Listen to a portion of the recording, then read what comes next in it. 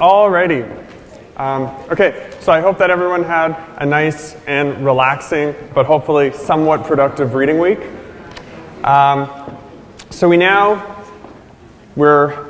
Reading week was a bit early because we have about 6 weeks left, plus a test. So hopefully the rest of the term goes by smoothly for everyone. Your assignments, as you know, are due next class. So by 2 p.m., I believe that I put the time as, 2 p.m., Monday, October 22nd, for everyone in this class. So I'll talk a little bit about the assignment again at the end of lecture, and you're free to come and talk to me during the break.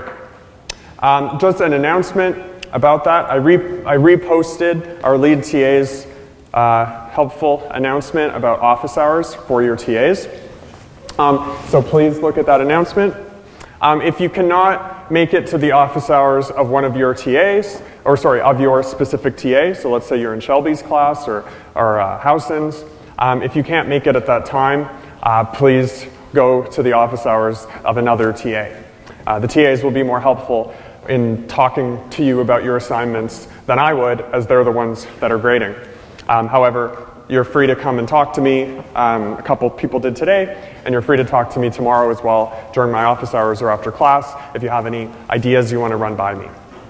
But I would recommend talking to, if not your TA, a TA.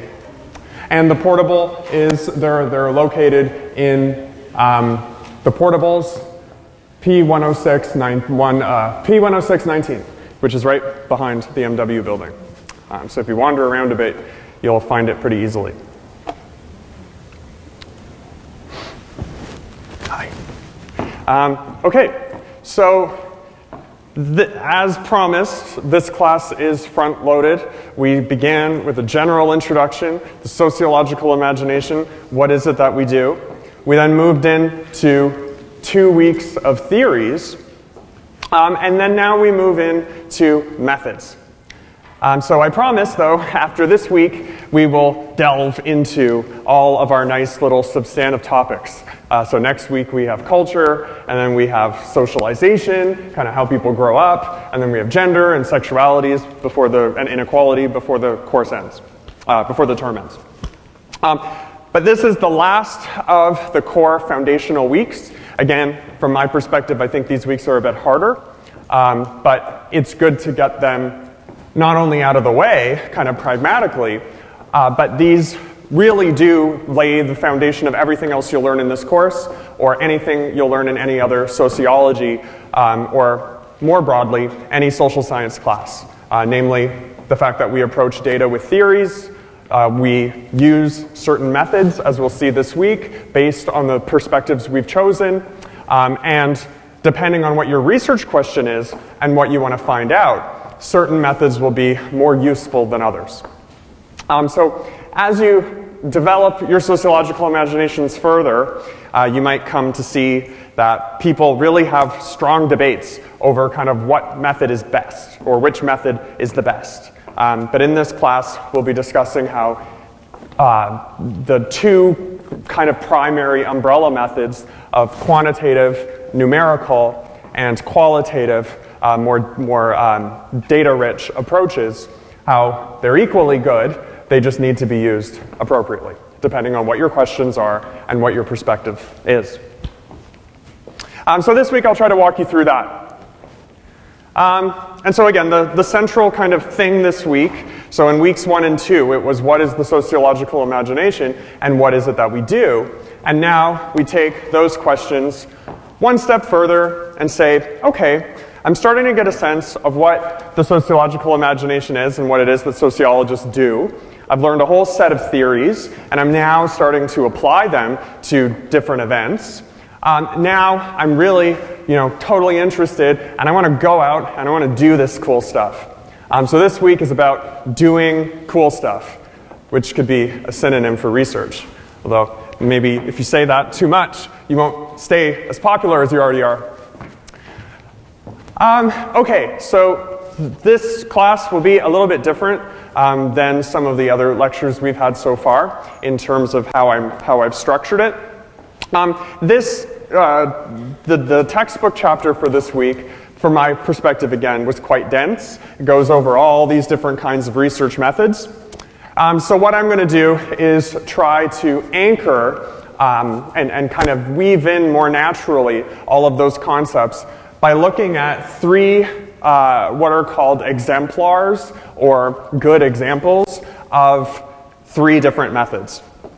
So they'll mostly come at the end of the class, but I'll briefly introduce three different studies, one of which is purely quantitative, one of which is purely qualitative, and one of which is mixed methods.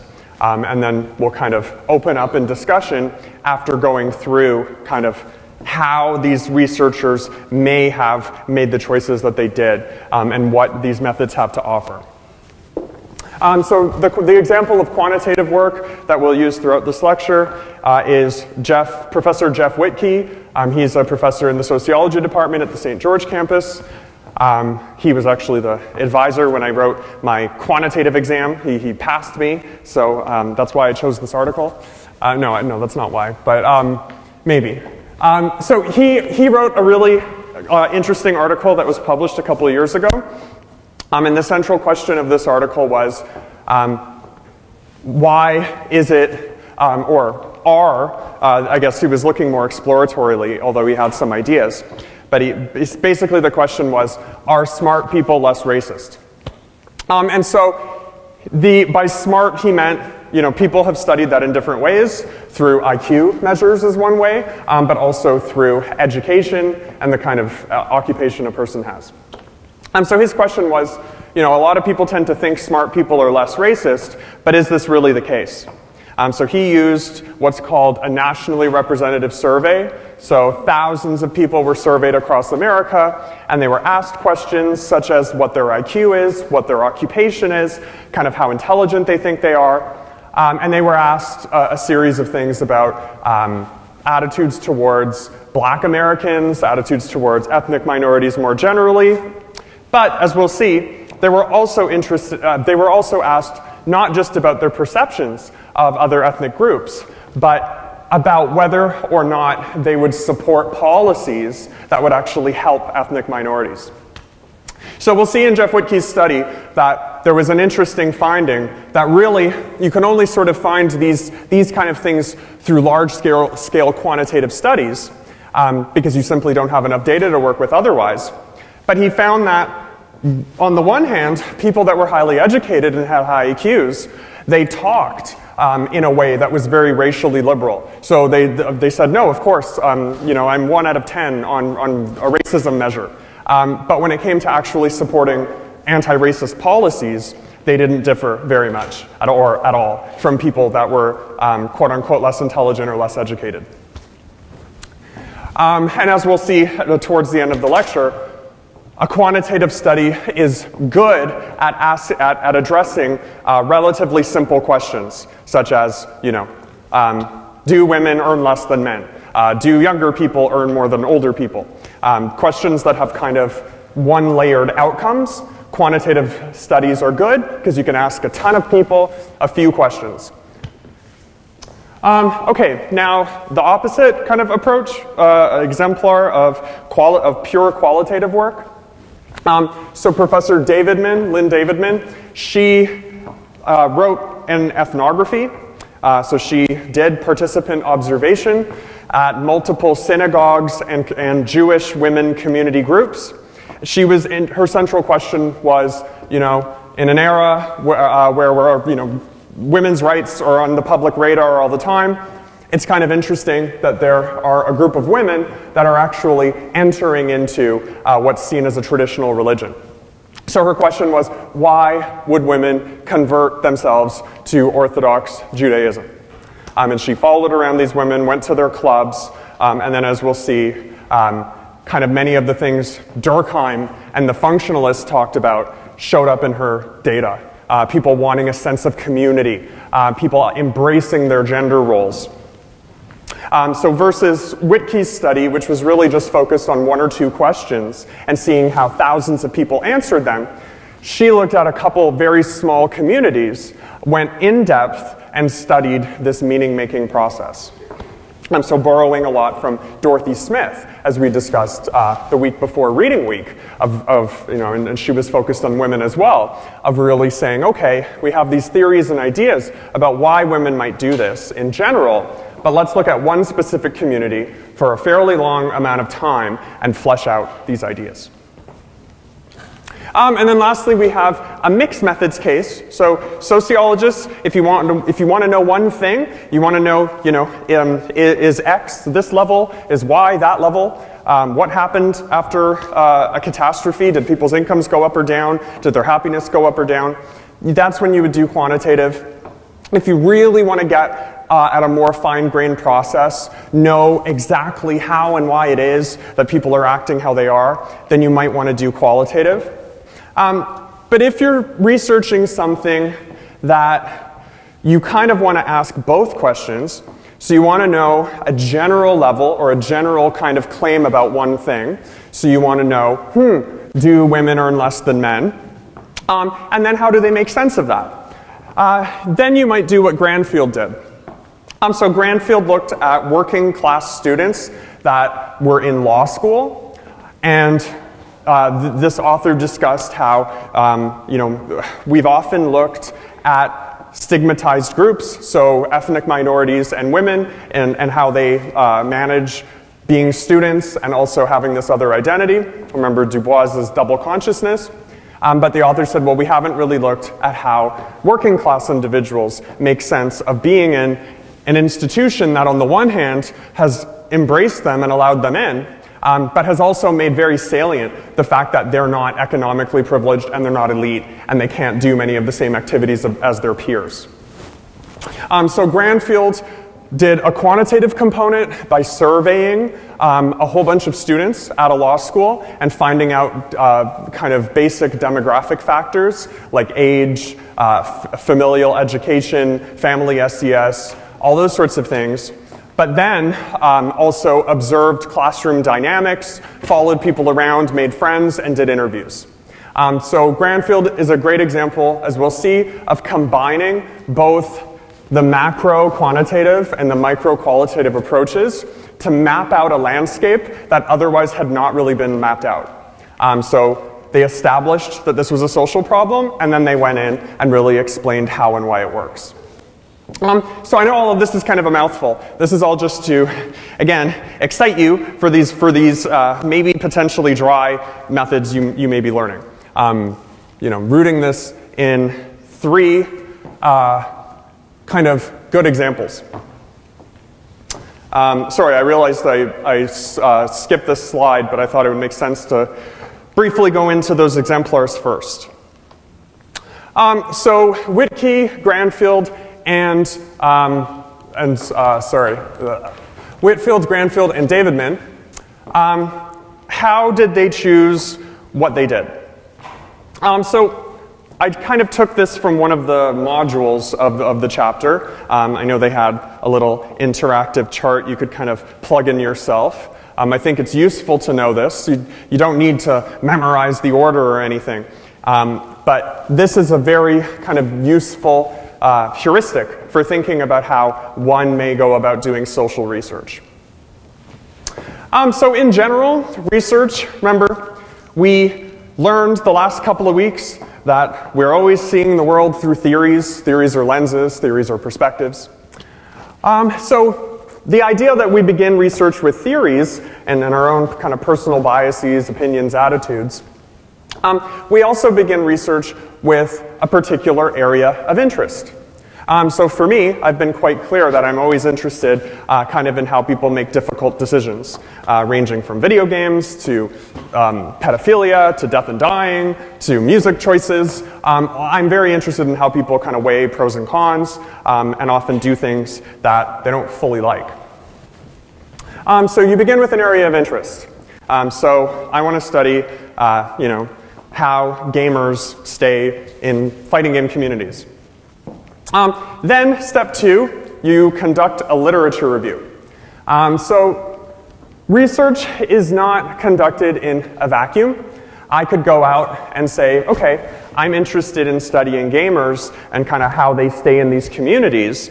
But But before I go and think, am I going to go and interview people? Am I going to do a national survey? Am I going to go out and observe people and play with them? That would be fun.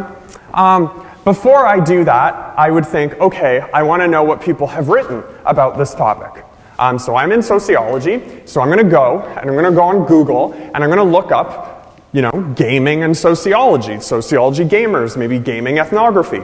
These are things you'll learn in your later methods classes. But the literature review phase is essentially saying, okay, what research has been done on this topic in my discipline? If I was in psychology, I would look up, gamers in psychology. If I was in human geography, I would look up gamers in human geography. Increasingly, people have been trying to do interdisciplinary work, but usually you would start from your own discipline. So you have a research interest. I've said, I want to study gaming communities. Then I go, I conduct a literature review, I start reading about these communities as sociologists have studied them. Now now that I have a sense of what I've read, I start to refine my research question. So initially it was, why do gamers join video game communities? Then, as I go and I read this, it could be, why do gamers that are doing really well, so why are professional gamers more likely to stay in gaming communities than ones that don't do so well? Is there some element of prestige there? Is it like a peer hierarchy thing where the good gamers are the cool kids and the not good gamers are not the cool kids? Or is there a career aspect where gamers that have done well are now starting to view what they're doing as similar to a career? So these are all kind of processes I went through as I studied this. So now at this point, so I'd have my specific research question or questions. For me, it would more be about to what extent does succeeding in the video game community impact whether someone stays? And then now I would choose a research method. So for me personally, even though I wrote the quantitative exam, I tend to gravitate more towards qualitative work. And I think that just came from the fact that I just kind of like to watch people. I like to see what they're doing and know all their little motivations and stuff. I find that fun, and asking people about that rather than sitting at a computer looking from far. I do enough of that on my own when I play video games. So it kind of lets me embrace another part of myself. So I would choose, so for personal reasons, I would choose ethnography, but for analytical reasons, I would choose it as well. So I'm really interested in all the complexity of people's choices, and I'd want to go and see them play, talk to them afterwards, and ask them all these sorts of messy questions about their careers and identities. And that would be really hard to do using big surveys. I would want to know, I'd want to probe people on their questions, again, and watching them in the moment too. And again, that's what I do in my own work. So I would have my broad research interests, video games. I read about it, I go and play, and then I refine those questions. I then choose my method, and then now I determine where and when I'm going to do this. So do I do this at an arcade, an internet cafe, mixed sites? Do I go to both? Do I, go to like LAN parties in people's houses? Do I go to these new gaming bars that they have? Where do I go? The world's my oyster. So I determine, again, analytically, which of these sites would make sense. If I'm trying to go after pro gamers, I'd probably want to go to tournament sites. So I would decide to do that. Then I would submit my ethics review. I would say, hi, my name is Lawrence, and I want to do this study on gamers. I promise I will not harm or damage anyone psychologically or physically or emotionally. We'll get to that in the end. That's very important because many studies, some of which we'll see clips of, didn't really have those ethical considerations in mind. They kind of thought, well, the ends justify the means, to use a Machiavellian example. And, maybe some people could be a bit traumatized or scarred by our research, but this research has really important implications, so we'll just kind of forget about that. As we'll see, because of some egregious examples of mostly experiments, but also other forms of social research, because of some research that really harmed people, psychologically mostly, but in a real way, that traumatized these people, because of those events, now research and ethics boards are established, and any sort of study that you do, including the one that you'll all be doing next term, interviewing your two friends, any of these studies need to undergo ethical review. But don't worry ahead of time, I'm doing the ethics for all of us as a class. It would be awful to have to submit 500 ethics applications, so luckily they have a class version.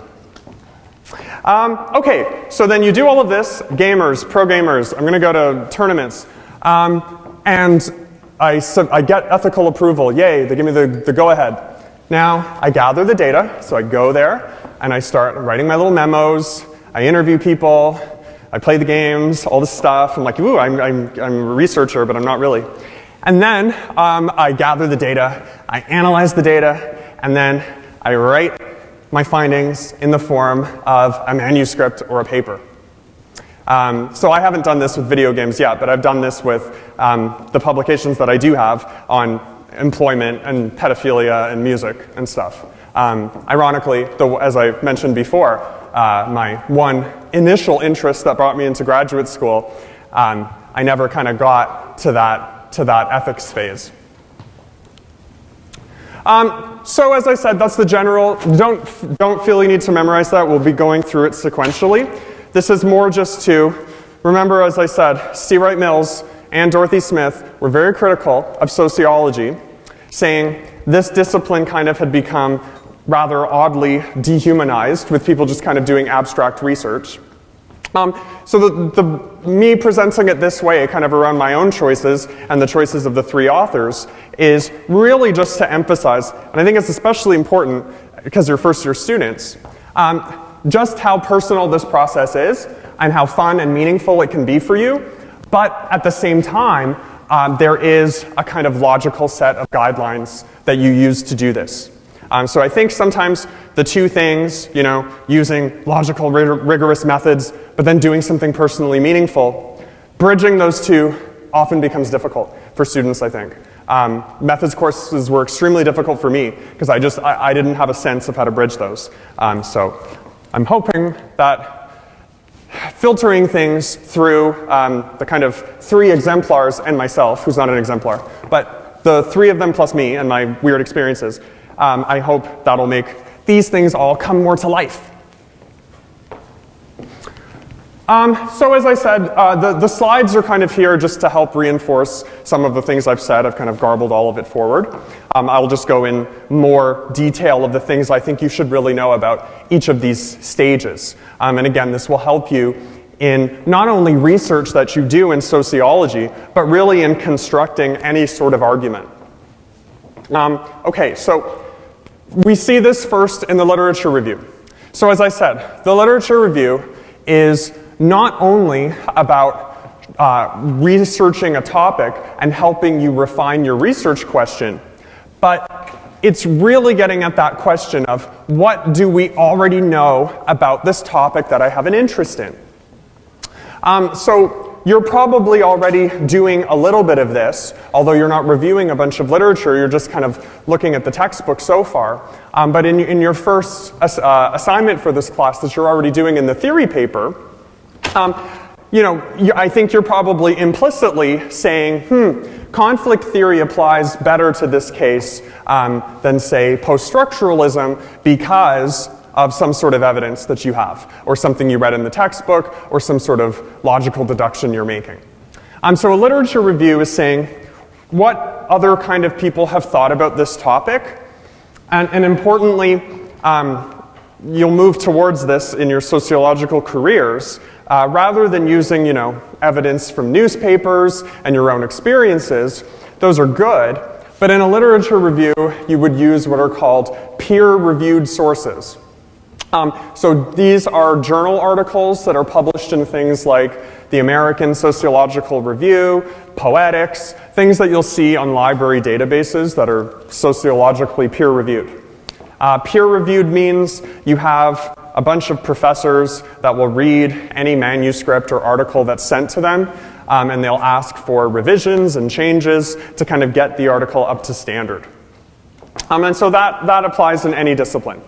Now, the reason for using peer-reviewed as opposed to, say, blog posts or informal conversations or movies or things, it's not that those can't be excellent sources of knowledge. They can, but they don't necessarily undergo the same sort of vetting or approval process. So again, we are in the field of sociology, so when you're doing a literature review, you would want to read articles that are published by sociologists and are reviewed ahead of time by sociologists. And that's standard across disciplines. Whatever your discipline is, peer-reviewed means it's been reviewed by professors or graduate students of that field. So scholarly books are also usable as well. Those are the books that you'll see in your library, right in this building, UTSC. Pretty well any book that's here, unless it's a novel, would likely be considered scholarly.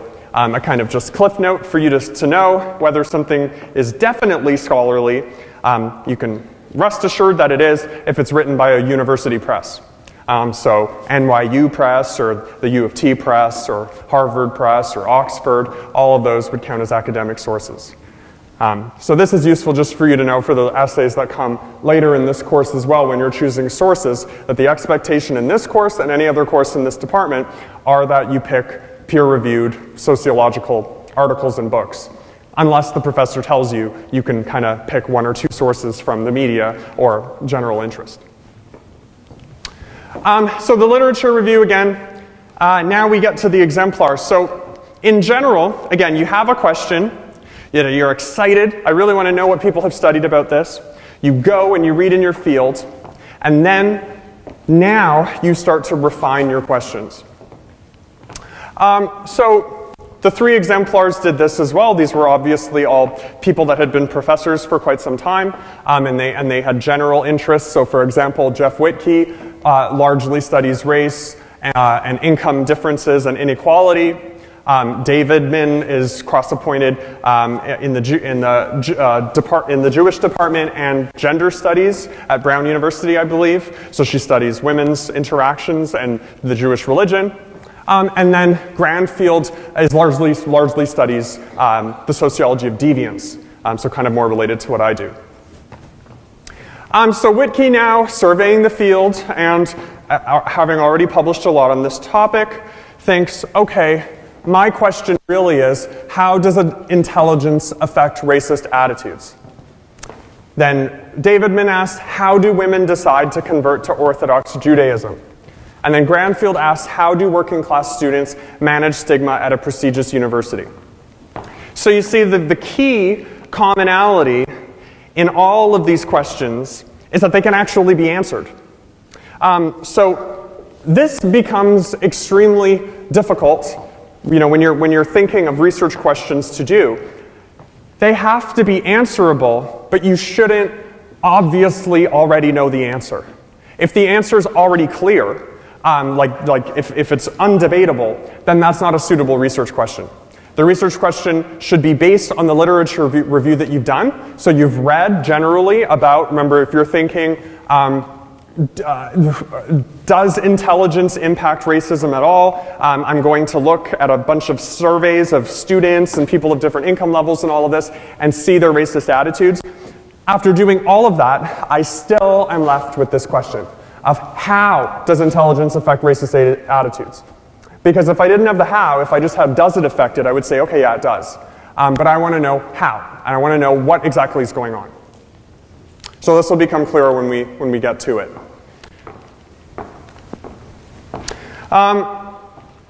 So we have our research interests. We start to translate those into research questions after doing our reading. And then, once we've done our reading and we have our questions, we start to think, sorry, I'm hearing talking. Whispering sounds really loud up here. So I'm hearing little voices in my head, and I'm like, is that the voices that are always there, or is it the students? So it's wigging me out. Okay, so you have your research question, and now you want to choose your methods. So option A, so this will go in order of the theories we read. And as you'll see, I think you'll all have, I'll ask you a question later about this, but I think we all have inclinations towards which of the approaches we want to use. So based on the kind of question you have, you first, it's kind of like a checklist. You want to say, am I asking something that's very wide-reaching? So am I asking a question that may be very specific, such as, do women earn less than men, but one that involves necessarily a very large pool of people? So if I'm asking something like, do women earn less than men, in a general way, that is one of the most macro kind of questions you could have, because I haven't specified the industry, I haven't specified race or sexuality or anything. I'm just kind of asking all women and presumably all around the world. That would be way too broad. People would probably go a level further than that, and many studies have done that. But if that's generally what your interest is, and it's okay to have a very, very broad interest, then you probably would gravitate more towards a macro approach. And you would use, you could start with a core kind of macro method, which would be a survey. So if you wanted to know, just super broad, one of the broadest questions you could ask, do women earn less than men? All across the world, all across all times, you would look up data on that first, and then ideally you would construct your own survey. So you would survey everyone, you'd have to survey men too, and you would find out what their incomes are. And you could find out what their incomes have been over the last 20 years, or their whole adult life. And then if you found that women earned less, you could say, okay, my question was, do women earn less than men? And I found that they do by 20%, 30%, 10%, whatever the number was. And then ideally, after collecting that data, you would now want to push it further and say, why is it that women earn these amounts? And maybe I found that women in certain countries earned proportionally more or less, or women in certain jobs earned proportionally more or less. So for example, do women doctors earn proportionally less relative men at the same rate as like women janitors or women teachers? So where does being a woman have the highest penalty? Where in the world? So those are all questions you then refine. But a macro approach is, again, when your question is involving a whole ton of people and you're interested in something that you can think about more numerically. So again, they're usually single outcomes. It's something you can just answer with a number or a proportion. And the macro approach, as we'll see, the early theories that we talked about, so conflict theory and functionalism, these were macro at heart as well.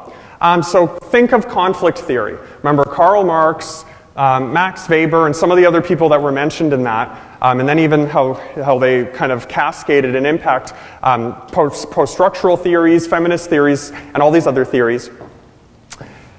Even though conflict theories were very interested in complex experiences, they often started with one kind of simple numerical outcome or proportional difference. So feminist theories start based on the idea that there's inequality between men and women. So in a macro perspective, it would be societies are structured in a way that favor men over women. Same with post-colonial theories.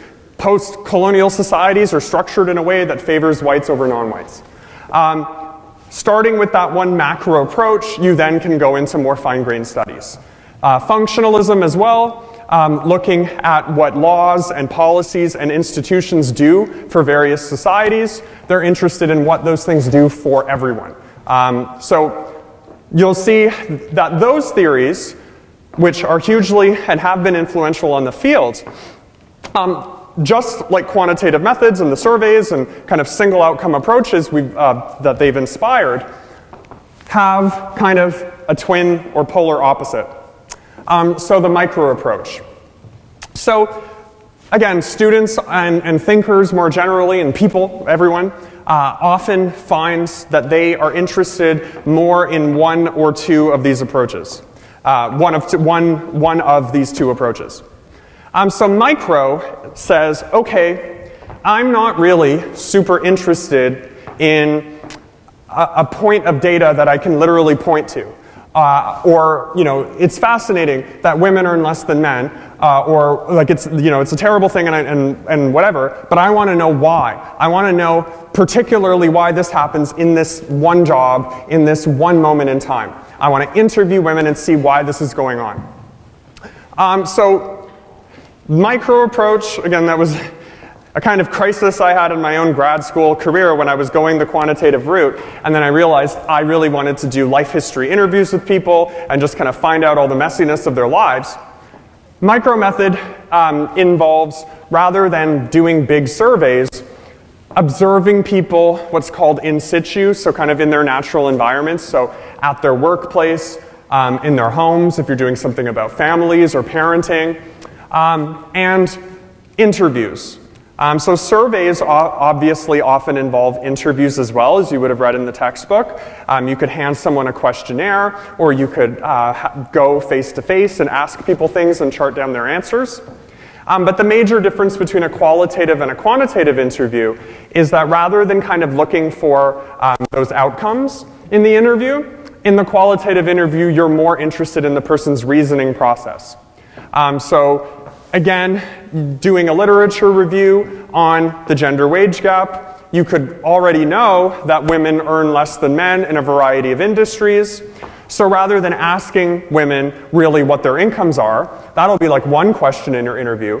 Your interview will be more focused on how and why they've chosen their occupations that they're in, how they feel about the way that they're paid, and what their career goals are. So qualitative work, I've framed it this way as well. The micro approach often comes after the macro approach.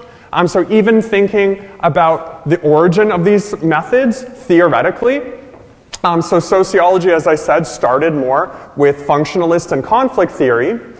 And then, once we established a whole bunch of theories, symbolic interactionism and more micro approaches started to come alive. So once there was a baseline of data for people to use, people then said, hey, let's go deeper into how and why these big social facts exist as they do. Now that we're at a stage in contemporary sociology where both methods are very strong and well developed, many people will start with the micro first. And they'll just have their own ideas and say, I'm interested in gamers and I want to go and study them from the micro approach. I don't really care about some national level study of gamers. That's fine, but historically, in terms of how the field has developed, I think it's safe to say we started more macro. Again, sociology is the study of society. That's a macro statement. That's what makes us different from psychologists, even though we're both interested in human behavior. And then, once we've figured out some of that, we go in further with these other methods. So as we'll see with the grand field example of this kind of combining, many scholars now actively try to combine the best aspects of both of these methods. And again, I think it's important just to keep in mind too that each individual researcher or sociologist is not the be-all and end-all of the discipline. We're part of a scientific community, and someone doing quantitative research on a topic, even if all they've done was surveys, that's very valuable because then a qualitative researcher can come in and help explain some of that meaning. And vice versa, someone that starts out with, let's say, a video game ethnography, a quantitative researcher can go and read a bunch of those ethnographies and then try to draw out more general patterns. So seeing sociologists operating within a community of scholars helps make sense of the difference too. And again, the choice of method is, what am I trying to find out? And what can this help other sociologists and members of the public know? So the mixed methods approach is saying, kind of, no, as one sociologist, I can have it all. And sometimes you can. When you see the Granfield study, and Alice Goffman did one on the experience of ethnic minorities in prisons in America. There's many studies where they'll mostly be qualitative in orientation. So they'll go and they'll observe people, they'll have these big long interviews with them, but they'll also do questionnaires to kind of set up more of a context. So as I said, that's typically done in very understudied fields, just so that people can have more of a lay of the land. All right. So macro approaches, then, they tend to be quantitative in orientation. So the core things, so I'll spend some time on this now, just quantitative versus qualitative. The core distinction between these two methods really comes down to what your belief logically is about how and where theories should fit into the data collection process. So that might sound really kind of whatever, so I'll explain what that means. So let's say I have a hypothesis, so you'll see already that that goes with quantitative. Let's say I have a running hunch. So a hypothesis is what you could think of as a hunch or, you know, a good estimate of what I can expect to find. So let's say, you know, with everything I've heard in the media and society, I have a hypothesis that female doctors make less than male doctors. That's my hypothesis. And I'm using deductive logic to do that. And why is that deductive logic? Well, I'm deducing that unless I think every news outlet in my society is fake news, that I can deduce from media reports saying that women tend to earn less, that women doctors might earn less than man doctors. So I'm using this sort of logic. So this is key in quantitative research. You start with a hypothesis. You already have an expectation of what you can find. And this is very practical. So in quantitative statistical research, you're plugging in numbers into data sets and you're matching variables. So if you didn't have a hypothesis, if you didn't have something like any expectation of what you'd find, it would all just be very random and arbitrary. You wouldn't know what variables to put in. You wouldn't even be able to begin the project. You would just be doing kind of chaos at the computer screen. And again, so this uses deductive logic where where you're expecting to find something based on a theory you already have in your head. And so the logic that you use then in deductive reasoning is, well, I can assume based on these premises that I'll find something in this direction, and then I can generalize it because I'm going to be making a numerical argument. I can show you that beyond reasonable doubt, the majority of this population experiences whatever outcome I'm looking at. So that's why it's called numerical. Now qualitative data, qualitative research, and inductive logic start from a very different perspective. So you can think of this right away. I think the clearest example of the people we've read so far, which captures the kind of entire qualitative approach most clearly, is Dorothy Smith, who was strongly challenging existing theories in her discipline. Remember, she said, as a woman who took sociology and was working as a sociologist, she thought that sociology was very androcentric. And like C. Wright Mills, she accused many of the people that were doing research as being overly deductive, thinking, we've already figured out the way the world works, we know what theories we're using, we don't really have to be very critical about this. So inductive logic and the inductive approach lends itself to qualitative work because it says, okay, let's try to forget all of these theories and hypotheses that we have about how things work, and let's go out and study things relatively with fresh eyes.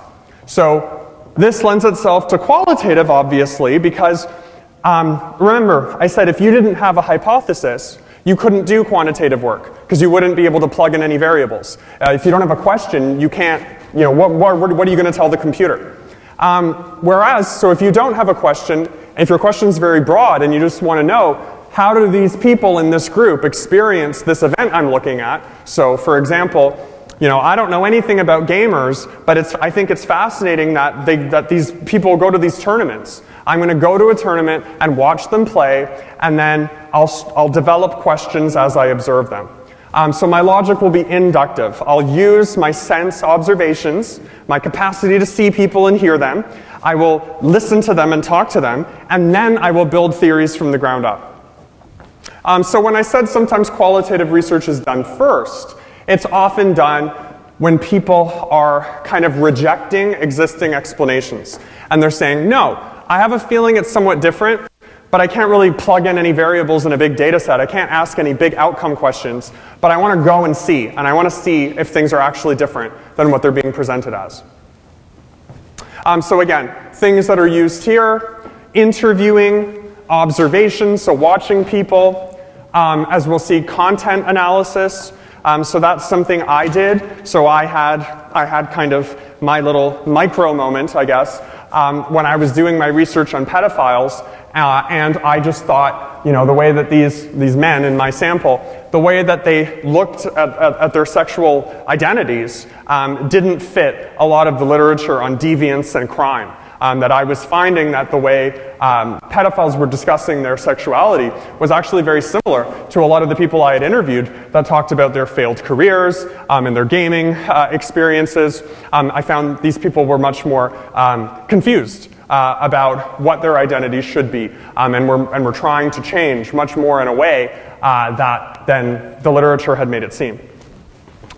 So a qualitative approach then, you can interview people like I did with my career people, or you can go online and look at web forums, you can look at media advertisements, and again you try to think what's really going on here without deducing from things you already know. Saying, I have a hunch, but I need to do more exploration before I can kind of come up with that nice, neat research question. And so again, this will all make sense as you go more further along in your sociology careers. Yep. I have a question about inductive logic and deductive logic. Mm-hmm. So deductive is like researchers first draw an inference and then move on to the research, right? So can deductive approach be used for qualitative and then vice versa as well, or? Yes, okay, so great question. Deductive logic is when you're making inferences from a kind of logical statement that you already have. Can this be used for qualitative work? It definitely can. So most of my qualitative work has started that way, where I've studied all these different topics, but it's because I have this theory of how the mind works based on what I've read and research that I've done already, and so I look at all sorts of different topics and I think, can I deduce the validity of this theory with different cases? So that's more rare. Usually qualitative is more exploratory, but my supervisor as well, she does the same thing. Our primary interest is theory and cognition, and then we use qualitative methods to flesh out and challenge those theories. Great question though. So the deductive and inductive logic, this is more just when you're thinking of kind of very basic examples of these two styles of research, and when you take qualitative and quantitative classes, you'll see these come up. That again, generally, if you want to test a theory, you would most likely use quantitative, but you could use qualitative to test a theory if the theory requires it. So the kind of questions I was asking about how people make sense of crisis, I couldn't ask that in a survey. I needed to repeatedly probe people and see where their thoughts changed and when. And a very sophisticated survey could do that, but not in the time of my grad school life. It would be easier for me to interview people and then sacrifice some of that generalizability, but say, hey, I've interviewed about 100 people and this is what I found. You'll get into that later in as you go on your sociological adventures too. You'll see you may have a question that really lends itself to quantitative logic, but no survey exists that asks those questions. So that's also something I encountered with my gaming study. There's been no nationally representative study of gamers, and that kind of forced me to then do the ethnographic version of that. So data limitations impact this as well.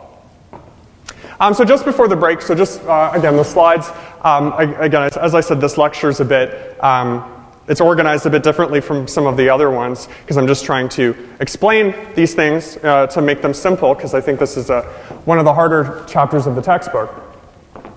So a hypothesis again is a very clear but tentative statement about a relationship that can be tested empirically. So remember last class and the week before, we said theories are these big ideas, these big systems of ideas that are made to simplify our perception of the world. But also allow us to see new things. So for example, if you take a functionalist perspective, you could see institutions as all kind of having an internal harmony.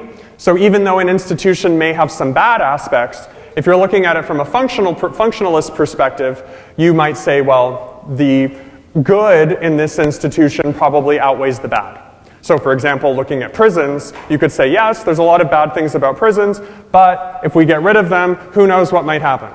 Conversely, if you look at prisons using a conflict perspective, where you see kind of institutions as being the product of the elite, you could say, no, like those negative outcomes from prisons are very important because they're reproducing running inequalities that we have in our society. So those theories, again, are useful, but they're not always completely testable.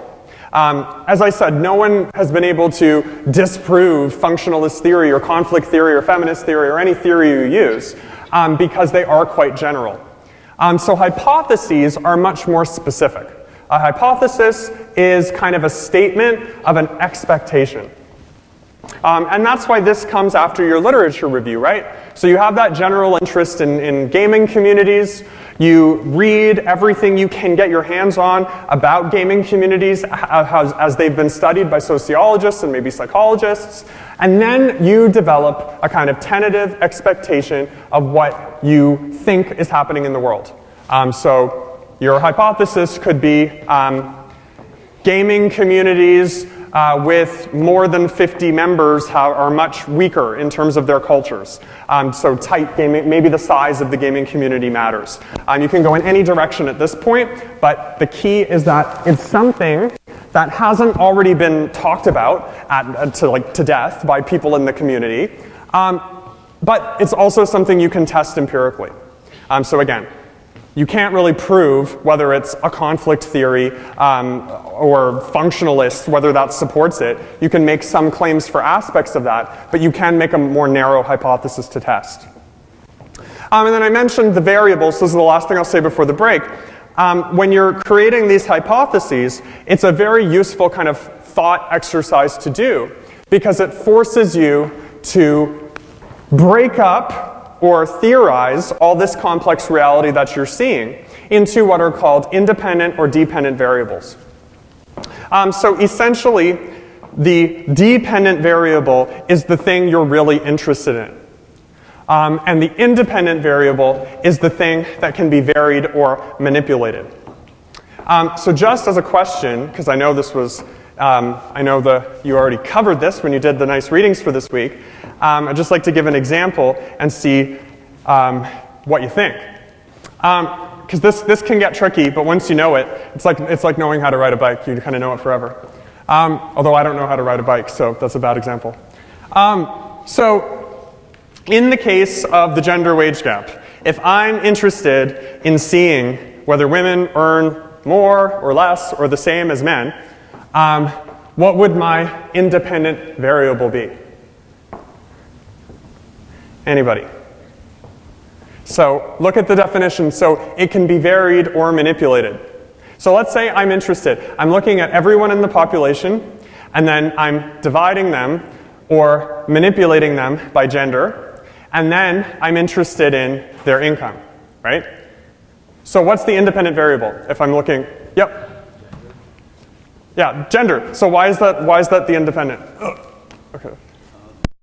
It's because you're manipulating or changing the gender that you are serving. Right. So key here is, so I'm saying people, let's say everyone answers a survey. I have, 5 billion people answering this survey. And then I manipulate the gender variable. I say, okay, I'm now going to divide this data by men and women. And so I'm going to see for men, the dependent variable of income is whatever, is 40,000. And then the dependent variable for women is 30,000 or something. So that's just an example.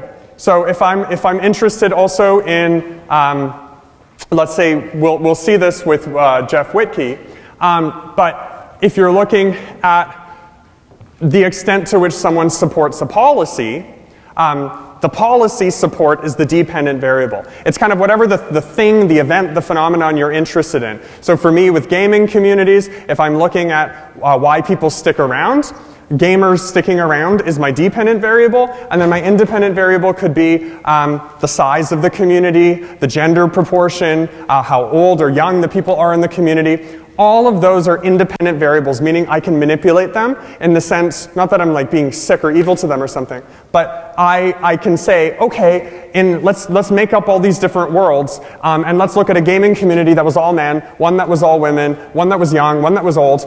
Would any of those variables impact the outcome of people sticking around? And again, that's key with quantitative work. The word manipulation there, you're sitting in front of a computer software program and you can change those variable orders around. In qualitative work, you can't do that because you're interviewing a small amount of people and you can't say, well, given the fact that I've interviewed 10,000 people, let's imagine everyone here was men or something. So given the data limitations, you just can't do that. And then just to end the slide, the operational definition, you'll see the variables people use, like socioeconomic status, gender, gaming, whatever it is, they are theoretical to an extent. They are constructs that are created by researchers to help explain all of the mess of what we're doing. So to leave it on that, again, quantitative methods are inherently theoretical and theory-driven because you're starting with some assumptions about what you'll find, and you're creating variables that you think you can kind of meaningfully categorize people into ahead of time. That's why in the discipline we use both methods, because again, this one kind of relies on us trusting the data that we already have. Because again, we can only ask survey questions based on what we already have found in the past. Okay, so if you have any questions, we'll take a 10-minute break, and you can come up and chat with me. Otherwise, I'll see you all in 10 minutes. Thanks. Okay.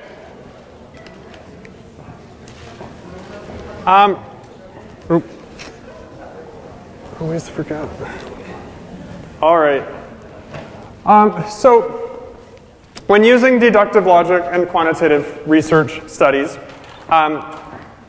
if we come up with a finding or an outcome or a correlation, so let's say, again, we find that women in our sample earned less income than men. We have to be very careful that we don't immediately jump to making a causal claim, because we don't know what else could be going on. Now, that's the example of the gender pay gap is one where you can make more of a causal argument because there's a series of factors that you could think for why women would earn less than men in various occupations. Namely, again, around sexism and kind of historical differences in payments between genders and different expectations of what men and women should be doing held in society, in many societies. But when you see other outcomes that potentially seem a little bit more random or arbitrary, it starts to make you think, okay, even though I'm using a quantitative numerical approach, I still have to keep theories in my mind. So here's a kind of funny correlation that is a correlation, but is, as we'll see, spurious, meaning it's not really real, even though the numbers show it as being real. So letters in winning word of a national spelling bee and the number of people killed by venomous spiders. So what this study showed was when bigger words were being used by winners and victors in spelling bees, more people were being killed by venomous spiders. The textbook, I believe, also talks about ice cream sales and sexual assault. And they say, well, is it that ice cream sales are causing people to be sexually assaulted? Or, if you think theoretically, is it more that ice cream sales are probably higher in the summer, and more people are out in the summer, and then more people are kind of out partying, and then that kind of stuff is more likely to happen? So when you see quantitative data, again, you have to think, is X causing Y? I found a correlation between the variables, but I have to be convinced that these two are actually related, not in a way like spelling bee words and venomous spider deaths. And again, the only way you can do that is really by using your sociological imagination and thinking, is there something else that's causing this relationship?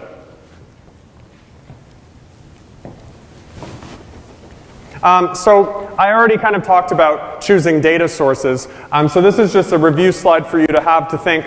These are questions you might ask yourself when you're thinking, what sort of data do I want to use going forward? So how many participants do I need? Am I looking at particular demographics? If I'm conducting surveys, how many questions will I ask? And what kind of questions will I ask? So again, these are just review things depending on these are all based on the research question you're asking. Again, it's very early in your sociological career to be asking these sorts of things, but this is more just to keep these in your mind as we read each of the kind of empirical chapters in the remainder of the course. So we have our question.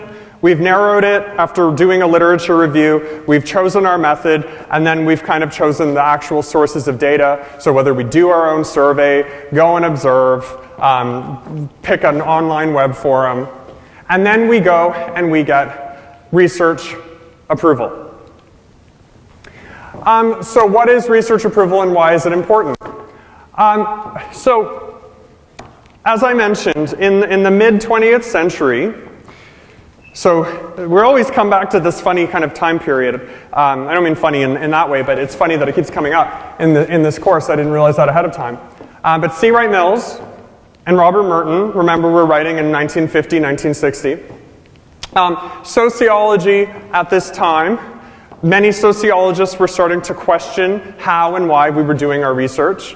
Remember, C. Wright Mills said people were either grand theorists or abstract empiricists. They didn't really care about putting their sociological imagination in practice. They were just kind of developing these studies.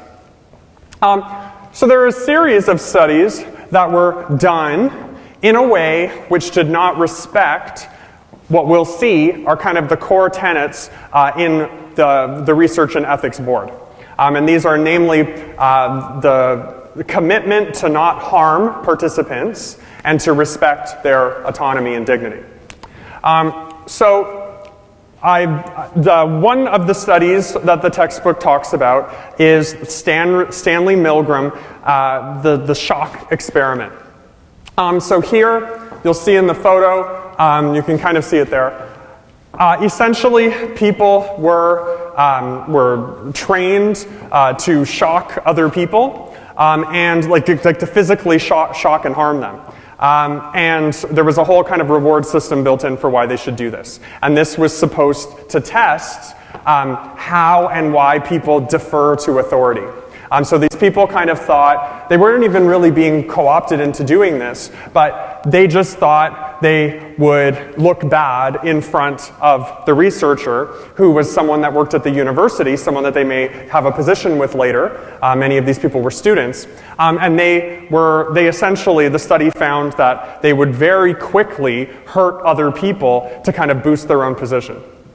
Now that's an interesting finding, but this actually involved putting many people in, like even the people that were shocking them, they weren't happy to be doing that, and the people being shocked were obviously being physically harmed. So that's a kind of study that you can't do now, because obviously you're harming people on both levels. The Stanford prison experiment involved having some people act as like prison guards and other people be prisoners. And be quite cruel to one another. Similarly, the Tuskegee syphilis experiment, this was probably the most, looking at macro and micro, this was the most, by far, devastating of these experiments. So this was conducted in majority black towns. And here you see in the little sign, hundreds of black men that had syphilis, so an STI, or an STD as it was called back then.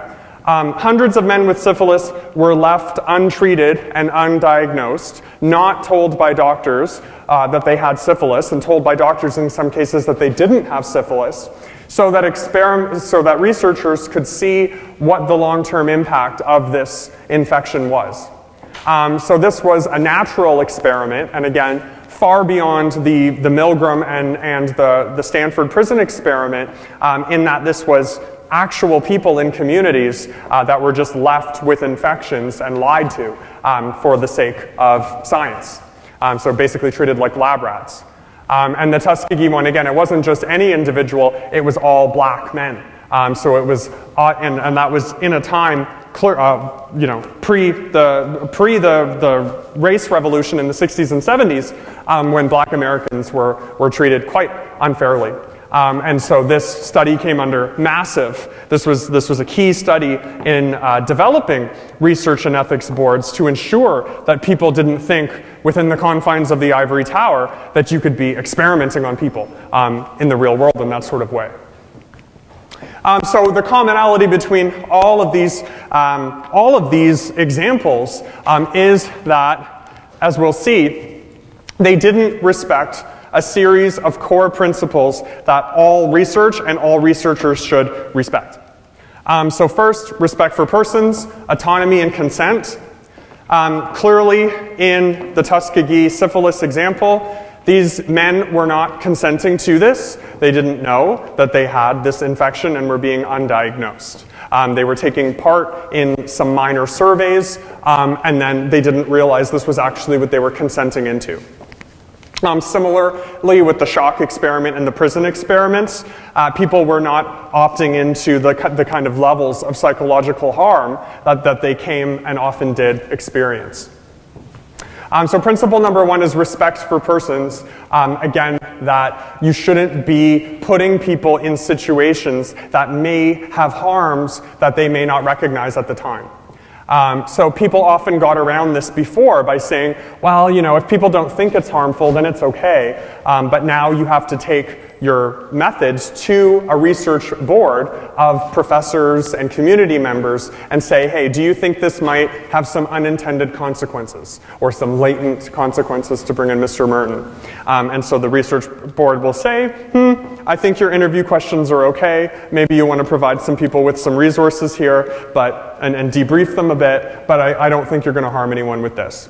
Or vice versa, if you have one that may be harmful, they'll say, no, you can't do this project unless you get rid of these questions.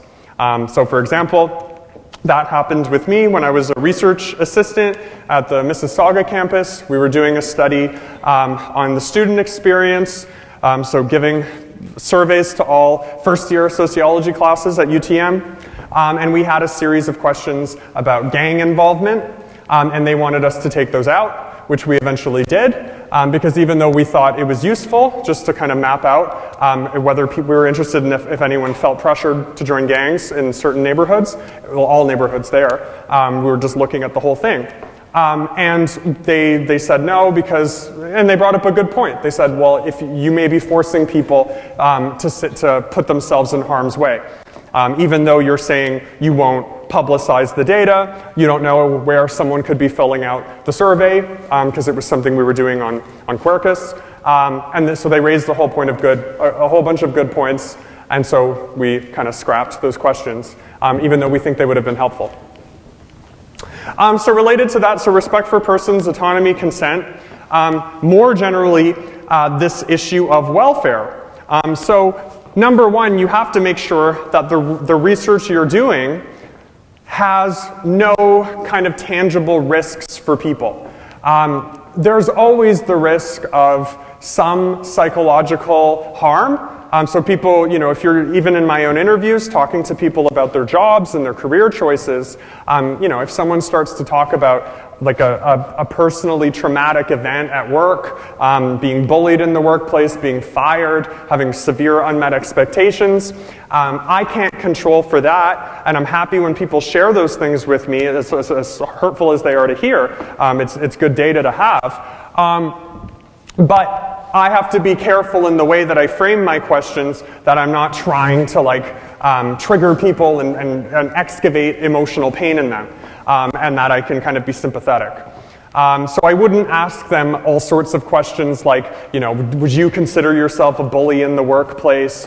Why were you fired so much? Like, why are you bad at your job? Like, you wouldn't ask things like that, because that's just nasty. And I care about their welfare, and I don't want them to leave feeling bad about themselves. So the interview is always framed in a way of empowering people and helping them see kind of, I see that you chose to leave these jobs at this point in your career. Why did you do that? Versus, like, why do you keep quitting your jobs?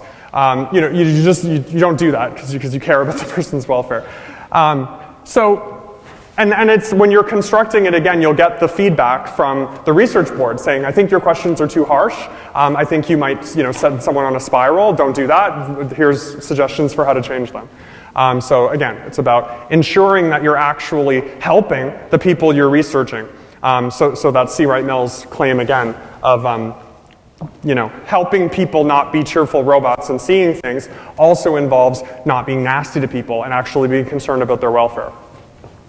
And then lastly, the broad kind of idea of justice. So this was based largely on the example of the Tuskegee study. So many, part of how that study was conducted was because of how kind of racist many people in that time period were. They thought that using the kind of black male population in that way actually was better for the country's kind of national welfare. So you could see, how syphilis played out across all people by looking at this one kind of marginalized group. So clearly that does not do justice to that population at all, and that was very highly unfair and racist. And so now we make sure in our research too that we're not accidentally marginalizing people with our research, using people as lab rats or anything like that. So you'll see again with the larger rise of kind of symbolic interactionist and micro approaches, and even a lot of the conflict approaches, you see researchers being much, much more interested now in this question of justice and saying, who's really benefiting from this research, who's being hurt? So some tangible things you can look for in this regard. You want to make sure, again, so this was something I thought a lot about in my career interviews. So many of the people I was trying to look for were people that had very turbulent career histories.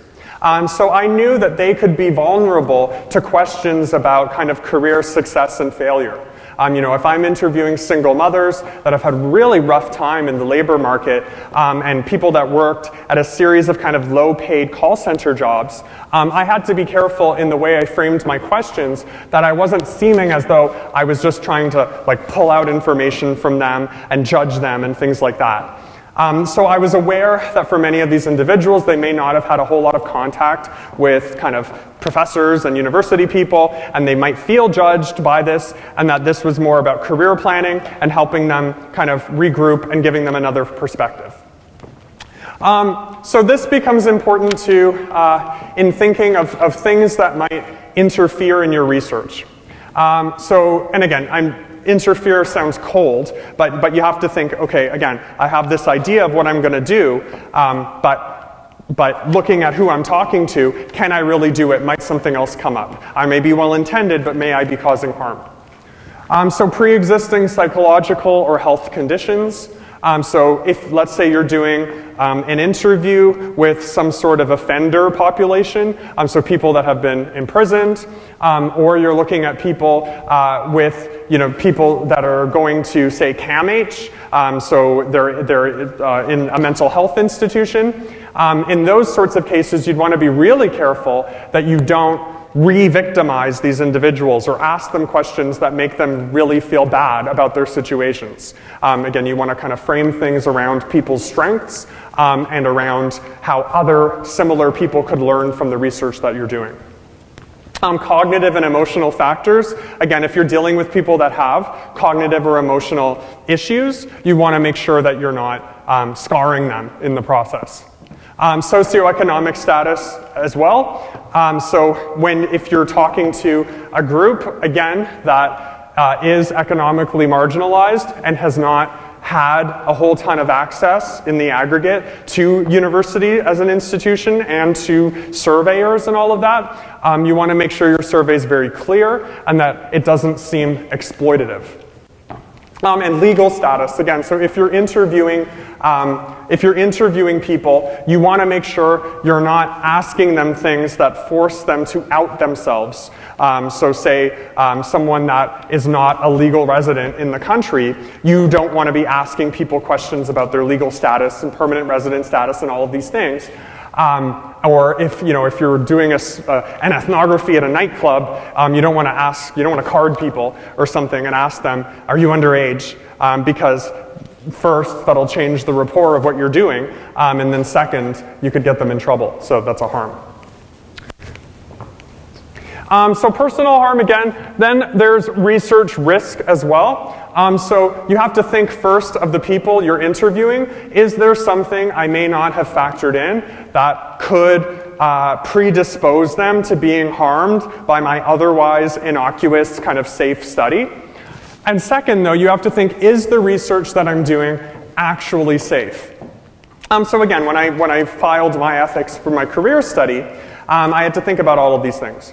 So physiological or health issues, I said in my interviews, the way I framed them, and I showed them my questions, and I showed them to a lot of professors, the only real side effect there could be would be a feeling of embarrassment, and I'd be mindful of that, so I try not to embarrass people. Cognitive and emotional factors, that's what that came under, stress or anxiety. There could be some stress and anxiety, but again, I felt having these sessions kind of as career planning sessions outweighed that benefit. Outweighed that cost, that I would help frame people around their experiences. I'd share the recordings with them, and they could kind of learn about their career histories. Socioeconomic ramifications, stigma, employment loss. So this is, you have to ensure that the data that you collect remains confidential and anonymous. So many people were opening up to me about feeling bullied by their bosses, coworkers, experiencing sexism and racism on the job. It would be awful and legally illegal for me to share that data with their employers. So the Research and Ethics Board, more pragmatically, was also instituted to protect people from researchers that kind of had it out for them. So, if someone was rude to me, then the idea that I could go and out them to their company or something, that is awful. So that's why that's now, you sign a clause saying you will not do that and you'll treat the data as confidential. And then legal ramifications as well. You don't want to ask people questions that could cause them to, say, be deported or be criminally investigated. So with the other survey that I did, the idea of asking people about gang membership and pressure to join gangs, for people that did say yes, as much as I said we would keep the data confidential, I can't actually keep it confidential if police want to look at it. It's kind of in the university, and I don't have that much oversight over it. So that's why they decided not to do that. And so in terms of personal autonomy and consent, every research that you do, you'll see this in the one part of the ethics you'll have to do is when you do your nice little interviews with people, you'll have to do a sort of consent form like this.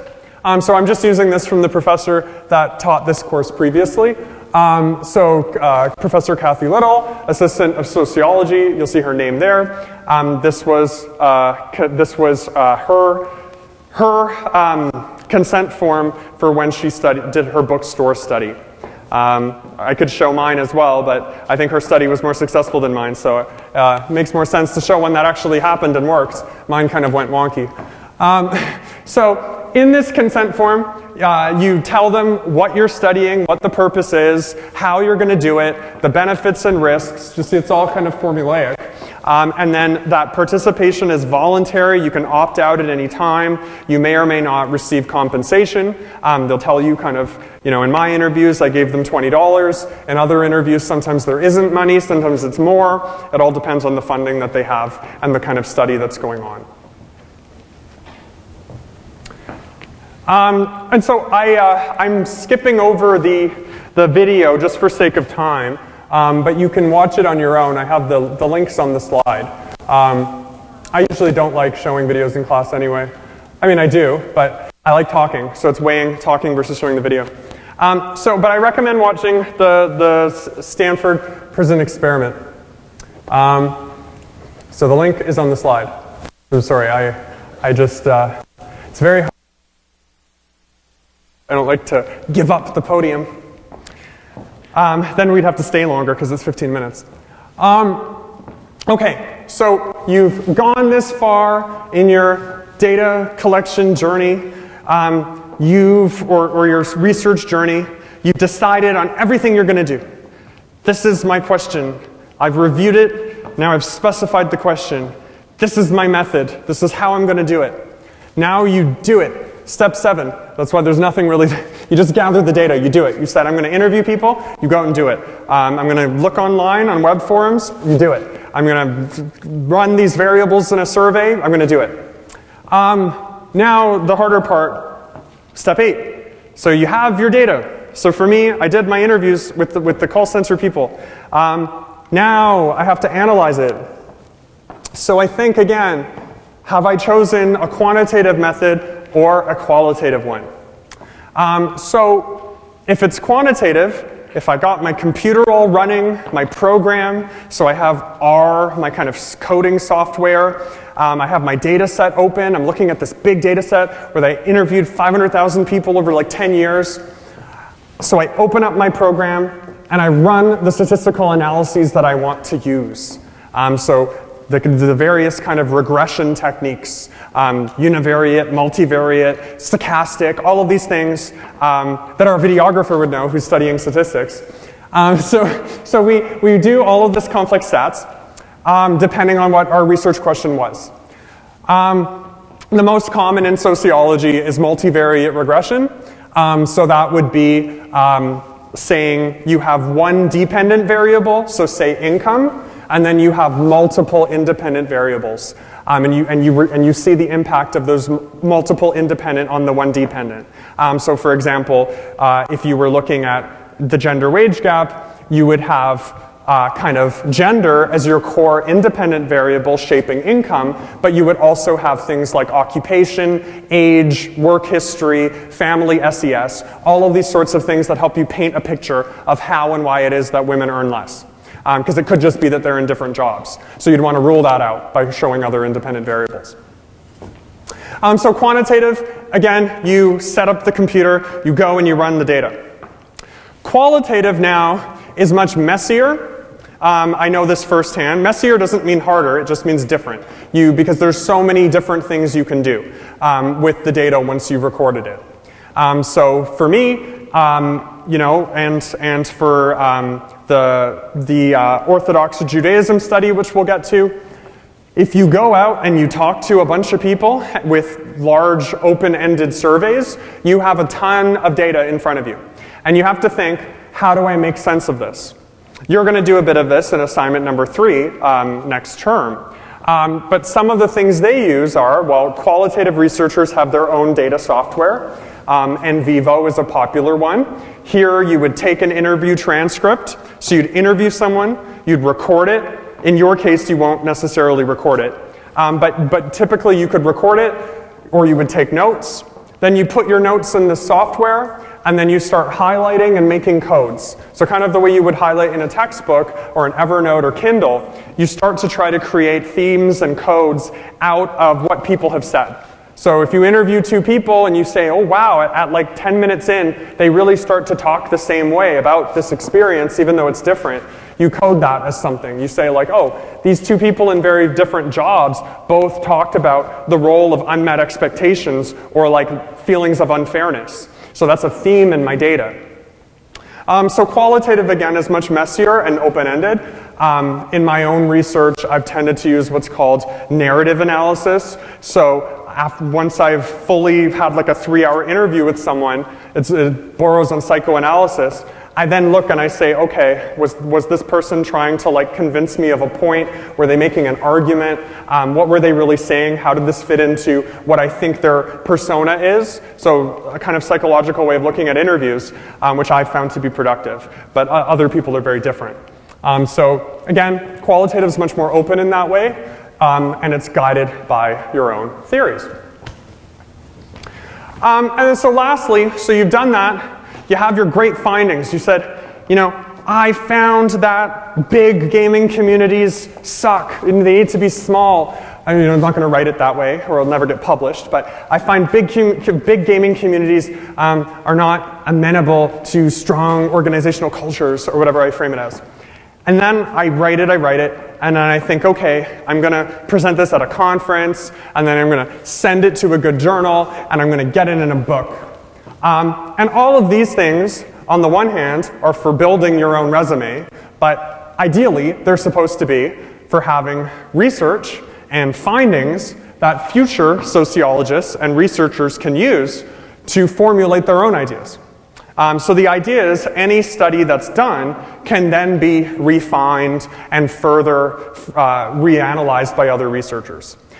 So going full circle, that's why in the literature review, you have to use peer-reviewed sources. Because the idea is that you're looking at other articles that have gone through this whole process and they've been approved, not as being perfect, but as being up to standard. Meaning that they've followed methods in a way that's replicable, they've justified their arguments reasonably well. Again, nothing's ever perfect, but without the peer review, you don't know where the findings are coming from. You don't know how people reach their conclusions necessarily.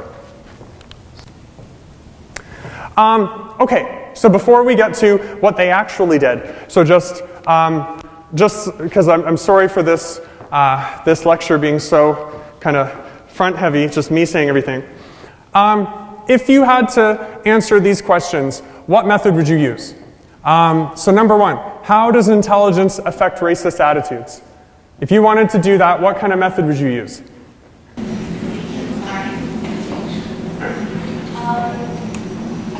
I would use quantitative data because with intelligence you could use like hypotheses and some facts, and you could kind of relate it to racist people.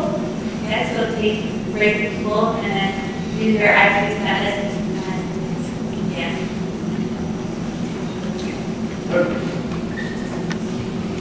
Okay, so that's for the first one. Okay, so now we have quantitative for number one. Because you're asking a very specific question. And you can control for people's IQ and racist positions. So it makes sense quantitatively to me. Okay, number two, how do women decide to convert to Orthodox Judaism? How would you answer that? Or what method would you use? Anybody?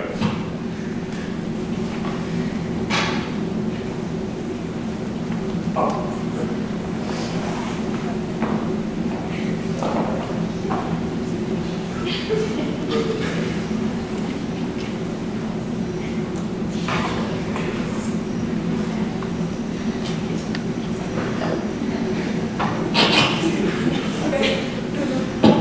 Okay, qualitative, because you're talking about your decision and decision making, so you can't really put a number on that. Yes, key. So the way the question is framed, you couldn't really ask that quantitatively. Because it's how do women decide to convert to Orthodox Judaism? There's more than one thing involved in that. If you just wanted to say, okay, well, how do they decide to convert? Job loss or crisis or something, that wouldn't really explain the question very well. Lastly, just for sake of time, because so good, you got those two. I mean, I know I said them ahead, but it shows your memory works at least. Also, number three, how do working class students manage stigma at a prestigious university? So this one, because of the dearth or lack of research on the topic relative to the other ones, this author decided to use mixed methods, both so that they could prove that stigma of working class students in elite law schools was a social problem, and then B, that they could refine that baseline understanding even further by saying, not only is this a social problem, but it manifests itself in a very particular way. So I'll just briefly go over these remaining slides before we go. So you'll see you don't have these slides. It's a trick, no, not a trick, but I'll upload these afterwards. But I wanted more interaction and for you to think, how would I think through these things? And just to be more engaged now. But you don't have to write these down because I'll upload the slides after. So Whitkey had a couple of very clear hypotheses that he sought to test. So again, he's a professor at U of T that's been doing this for many years, so he had some ideas about intelligence's correlation with racist attitudes. So hypothesis A, people with higher levels of intelligence will show less racist attitudes, more awareness of discrimination, more support for policies designed to alleviate racial inequality. So hypothesis 1 could kind of really be the social justice position. They care about racial discrimination, they're not racist, and they support racially sensitive policies. Position B, though, says people with higher levels, or hypothesis B, people with higher levels of intelligence will show less racist attitudes and more awareness of discrimination, but they will not be any more likely to support policies designed to alleviate racial inequality. So hypothesis B is kind of the more pessimistic hypothesis, saying, well, sure, they might say they're not racist, but would they actually support policies that would help equalize things? Oops. So the variables, again, he used a quantitative approach because this is something you could kind of dissect variably. So the independent variable was intelligence. Remember the article's called, like, Are Smart People Less Racist? So the key independent variable was intelligence. You were manipulating people by intelligence. And then the key dependent variable, which was a series of different questions, was racist attitudes. So those were attitudes towards the intelligence of ethnic minorities, the skills of ethnic minorities, general opinions about ethnic minorities, and policies that support ethnic minorities. So there were multiple dependent variables in this one. So it's kind of the reverse of what I said a lot of quantitative do. And so he used what's called a nationally representative sample. So there was this survey, the General Social Survey, which is what it sounds like. It was a survey that kind of asks Americans, and they have a Canadian version of it too, they ask them a whole bunch of questions, kind of like the census. Income, age, gender, work history, all like hundreds of questions on all sorts of things. And he defined his racist, what he meant by intelligence and racist attitudes. Remember operational definitions. So intelligence, verbal ability test score. So someone that took a verbal IQ test. And then racist attitudes. How do you rate the work ethic and intelligence of blacks? Because he was studying mostly anti-black racism in the context of America. How supportive or opposed are you to living in a neighborhood with blacks or having a family member marry a black person? General perceptions of racial discrimination. And then lastly, support for programs to alleviate racial inequality. Now, what did he find? Well, probably hoped that he would find hypothesis 1 to be true, but no, he found hypothesis 2 to be true. So what he found using the data regression was people, and again, it's a rather kind of stark or important finding for the C. Wright Millses of the world. He found that people that were more intelligent and more educated had developed kind of more complex ways of talking about racism. So they tended to be very articulate in explaining kind of why racism is bad historically and why we should move away from it. So they could talk a lot about that, and they seemed very sympathetic. But when on questions about policies actually designed to change things, they weren't any more supportive than the quote-unquote less smart individuals. So they talked the talk of anti-racism, but they didn't really do it.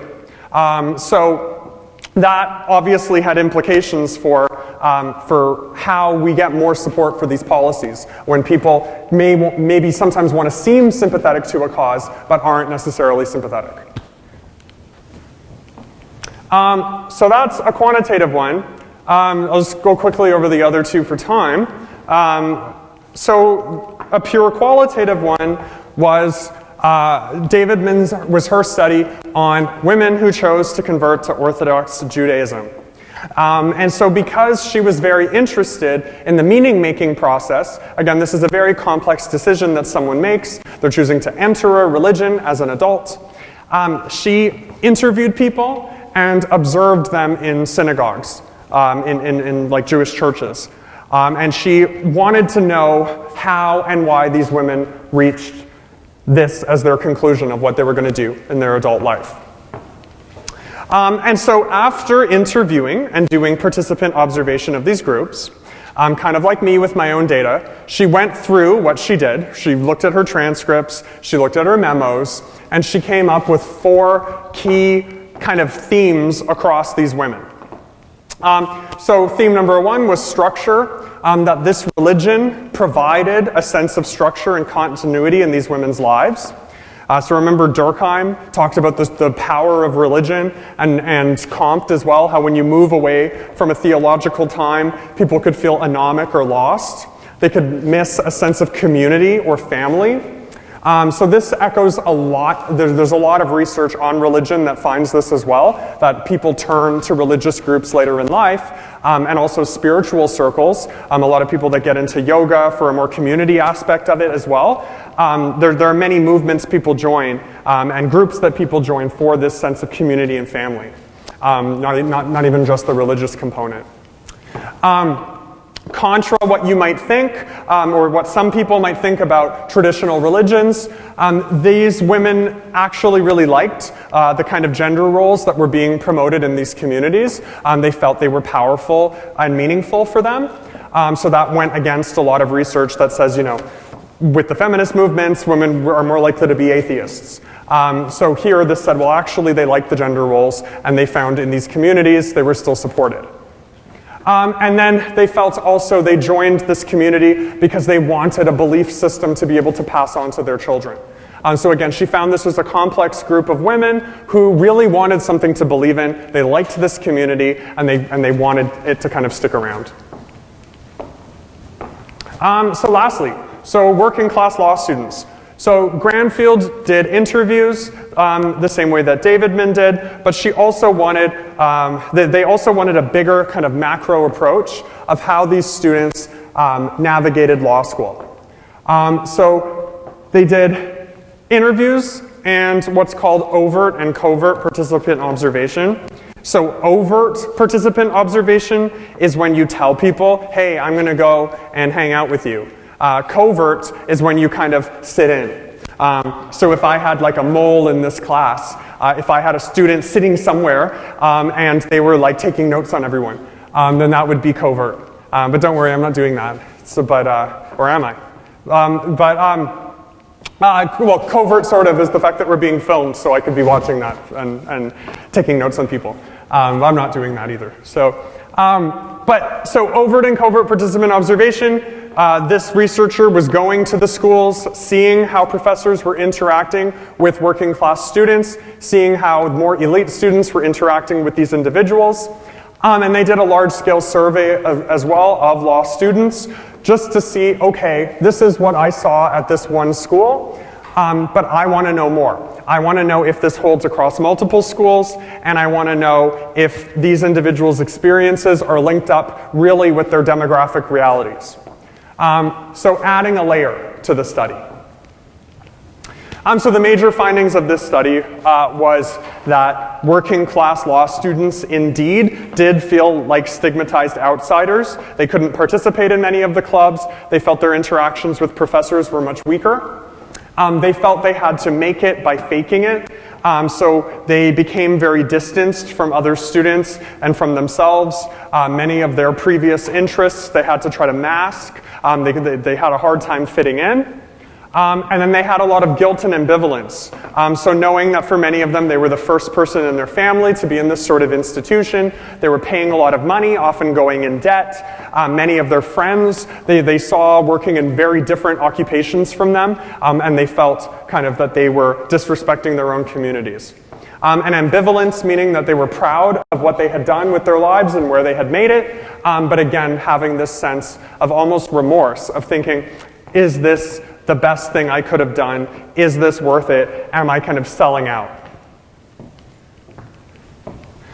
So the core of all of this, this was a methods week, but as I tried to frame, methods are intricately linked, and this will go right into the final discussion of the assignment, and then I'll be up here if you have any questions about that. Methods have to be seen as part of the kind of quadrant of theory, methods, analysis, and data.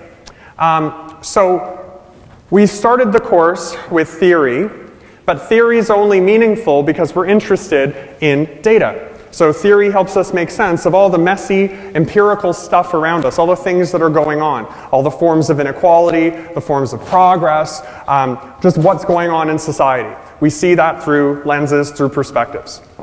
Now, methods help us chunk some of those theories into actionable strategies. So if I take a feminist approach to workplace discrimination, I can go and interview men and women and see how gender inequality impacts what's going on.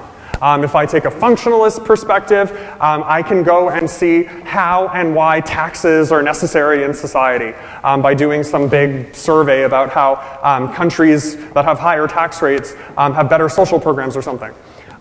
So depending on what I want to prove theoretically, I choose the method that I use. And choosing the methods helps me reinterpret the same data. So you could look at taxes from all different sorts of lenses. So to help you with the assignment, when you're looking at an event, you want to think, okay, I'm looking at a principal being fired. There was recently, I don't know if you know the news story of, there was a principal that kicked like a behavior child. And it was all this huge debate because members of the school, parents and stuff, some were taking the kid's side, others were taking the principal's side because the principal, apparently that child had attacked many children and they said the principal would never have done that, but then other people didn't believe that. So you'd see that event and you'd say, okay, how do I make sense of this data? Obviously, some of the parents are using different perspectives. Some are seeing him more as he's bullying the child. Others are seeing him as protecting the child, or the other children in the school. How do you pick one of those? Which theory is accurate? That's more murky, I think, than some of the events that I know you might pick in this class. If you look at a catastrophe, if you look at an issue of sexism or racism, you think, well, maybe I could look at this through conflict theory, or maybe I could look at this through post-colonial theory. You think, how do these two theories make sense of this data, of this event, and which one do I think is stronger overall? So just from questions that I've got from students overall, just some points of clarification. So you want to make sure that you clearly explain how each of your chosen theories explains the data or the event that you've chosen. So theory A would say, X, Y, Z about this. Now theory B would say X, Y, Z about this. Then the kind of the heart of the paper is your argument about which of those perspectives is more compelling and why. So again, thinking of the principal kicking the kid, you have these two debating perspectives. Which do you think is stronger? So that's essentially what that is. You don't have to theorize anything totally new yourself at this point, but you just have to convince us and say, okay, I've chosen conflict and feminist theory to explain the gender wage gap or something. Which of these two is more compelling and why? And so we want to see that you've thought about it, that you've really understood how both theories work, you understand their strengths and limitations. There isn't a right or wrong, it's more about how well you've supported your own position. So there are again, as I've said, the theories are broad enough that you can make a case for almost anything, but what it comes down to is how well that case is made. If you trash, that's why I said you don't want to trash one of the theories. You just want to say, given this one theory's limitations, I believe the other theory is stronger for these reasons. Or the other one does not explain this aspect of it, which I think is key. So that's the kind of reasoning I would use for that. Okay, so just, we do not have, I just want to make sure everyone's on the same page. We do not have tutorials this week. So just, because some people continue to ask me questions about tutorials. So if you go in the syllabus, about halfway through, you'll see the course schedule. So you will see that this week, there are no tutorials in week 5. That way you can all work on your essays. We do have those office hours though, which I'll say in a moment. So next week, we have our week on culture, and your assignment 1 is due at 2 p.m. I hope that you're all making great progress on it. whether you are or not, I strongly suggest you go to the office hours. So Shelby has office hours Tuesday, October 16th, so tomorrow, from 10 a.m. to 12 p.m. Julia on Wednesday from 10 to 12. Howson from 12 to 2. Patricia, 12 to 2 on Thursday. And Anson, 2 to 4 on Friday. Now again, if you can't make it to their office hours, to your TA's office hours, you can go to another TA's office hours. And I also have my office hours tomorrow from 4 to 5. In terms of emailing, please email your TA any questions about the essay, unless it's like a technical question. But you should still email them because they'll be grading you, not me. And any questions about extensions, again, please email Jason. So again, test 1 is November 5th at 5:10 p.m., so we don't have to worry about that for a while. Our next tutorial, though, will be test prep. And we have kind of an SOS review session in the works, because we had that last year, I think, around this time. So we'll try to have a lot of nice study stuff for you. The quizzes in the textbook should be helping you towards, as I've said, the multiple choice questions, although you can expect them to be harder because you don't have the textbook in front of you. And then so the next tutorial will be focused more on the short answer questions, because we realize this, again, could be the first time you're writing short answer questions in university. Probably is for most of you. All right, so any questions? I'm up here. Otherwise, have a fantastic week, and good luck with your essays.